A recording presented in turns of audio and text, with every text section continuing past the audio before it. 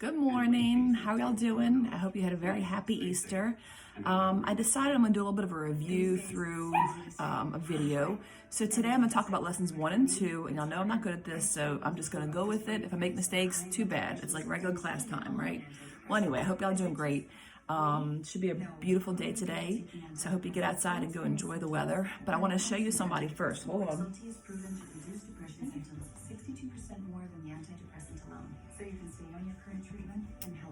Meet Piper. Piper, tell everybody hi. Hi. So Piper is Abby's new puppy. Her name is Piper the Pity Puppy. Isn't she precious? Ooh, talk to him. She likes to talk a lot and likes to bite a lot. She's about 10 weeks old. She's getting big. She wants to play. She wants to bite on everything. But Abby's sleeping, so I'm watching her right now for a little while. Give me kisses. Anyway, okay, hold on, look her down. Okay, so I'm going to review a few things. So chapter 20 is about Central Africa. So we're talking about countries like Cameroon, Central African Republic, Congo, Gabon, what else? Equatorial Guinea, and the Democratic Republic of the Congo. Now notice that there's two of them that say Congo. They're very different. Congo and the Democratic Republic of the Congo are two separate countries, but they're right next door to each other, okay? Oh, now Chloe's gonna bark. Anyway, so some things about lesson 1 with the physical geography of it all, right? So you should know that the main landforms in Central Africa is the Congo River watershed. So the Congo River is the big waterway of this area, okay? 6 of the 7 countries in Central Africa are along or in the Atlantic Ocean. They're all kind of like lining up and are part of the Atlantic Ocean. Also that the Congo River provides water for agriculture and fish for food. So just like anything, like in the United States, the Mississippi provides water for transportation, water for fishing, and all kinds of things, right? So the Congo here is used as a major source for transportation, you know, and it provides hydroelectric power. So like we have solar power, if you have solar panels, the waterways and the rivers can provide some hydroelectric power. All right, hold on, I'm gonna let Chloe out, be right back. Come here, Chloe, let's go outside. Come on. All right. Let's go outside. Come outside. Okay, go. Hurry. I'm doing well. In fact, it's just the opposite. Deb owes me because she's been doing live shots for Good Morning America, and I've been running between.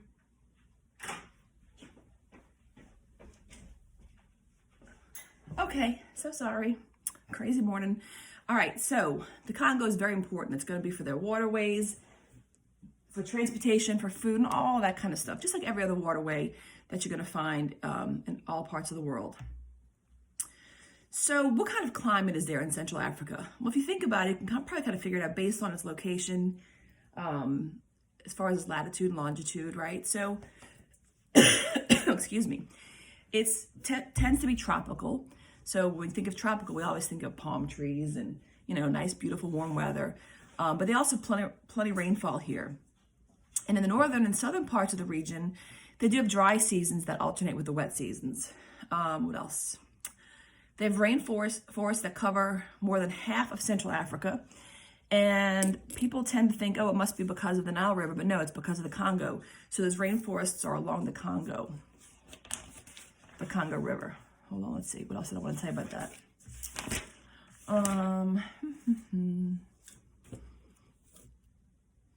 Also, the geography of Central Africa is very different than North Africa because of those rainforests.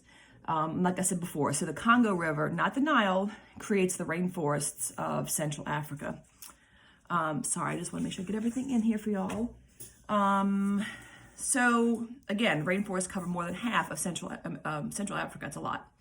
Also, farmers practice slash and burn agriculture, but the conservationists don't like this because they believe it threatens the rainforest biodiversity. Hold on a second. Stop.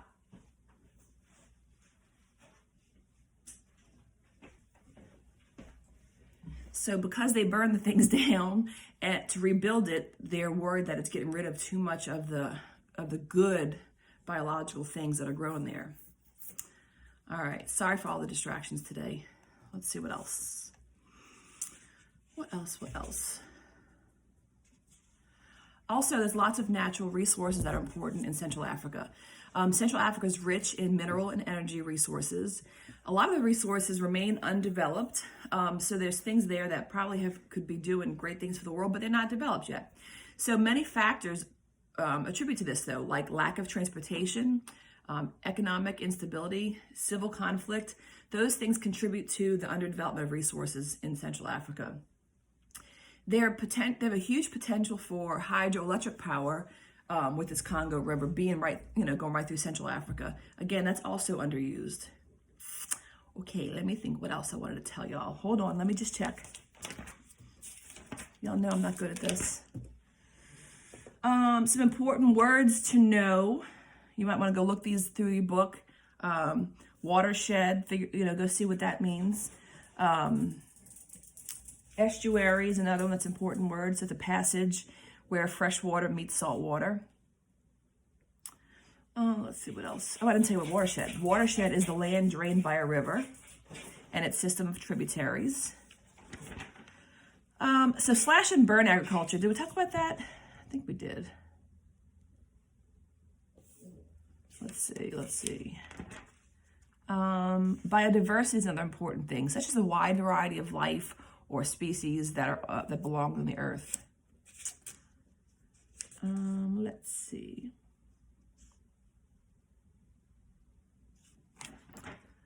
All right, I think that's the gist of lesson 1, important things for right now. I may do another review at some point. Okay, so that's lesson 1. Now let's talk a little bit about lesson 2, which is going to be the history of Central Africa. Okay, so the history of Central Africa is going to be, they share a lot of similarities with other parts of Africa. You should know that, You should know that the climate change led to the development of agriculture in Central Africa. So climate change over time changes what kind of plants and things they can grow. Also, that the contact from Europeans brought different cultures, languages, and religions to the region. So like anything else, whenever you have people who came in there and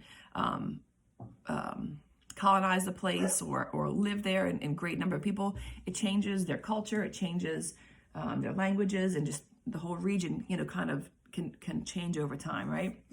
So what else? I hope you're enjoying this. All right. So agriculture and trade developed in Central Africa over time, of course, just like anywhere else. The agricultural revolution about 10,000 years ago resulted in hunters and gatherers becoming farmers. So that's just how the early civilizations would have started with their agriculture. They were hunters, and eventually they learned how to farm to have more sustainable living. 2 of their big crops in Central Africa are millet and palm oil. So palm oil is going to come from palm trees, which are going to grow in these regions because of the tropical environments, right? Around 3,000 years ago, people in Central Africa began using iron to make tools. And so they also use other minerals such as copper and salt. Excuse me. Let's see. And palm oil is just what you think. They're going to use it for cooking and just like we do with oil here. And it's very rich in protein and vitamins. That's a good thing. Also, they'll use it for snack foods, health supplements, beauty products, all kinds of things, kind of like coconut oil or something like that, right? One thing that's been happening, though, throughout this area is that they're clearing out the rainforests. And as they clear out the rainforests, you have problems with soil erosion, wildlife is threatened, and also climate change. So those are all important things to think of. All right, a few more things. So colonization, like we've always talked about through every chapter this year, affects areas, right? It changes their languages, it changes their culture, their foods, and all these kinds of things kind of melt together, right? So Central Africa became one of the busiest hubs of the slave trade in the 1400s.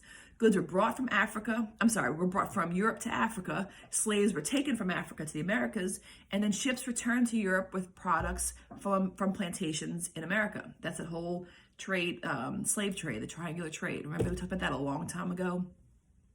And then the Europeans would take plants to Native America, back to Europe and Africa. So that's how things would move. Even today, we've got new species of lizards and snakes and things because we trade plants with different parts of the world. Actually, just the other day, we found a little snake that was about this long in my yard, and we've never seen it before. And we looked it up. It was light blue, and it looked like a worm. It turns out that they're from Africa and Asia. So it's kind of cool to think of how these plants can move around. These animals and plants can move around.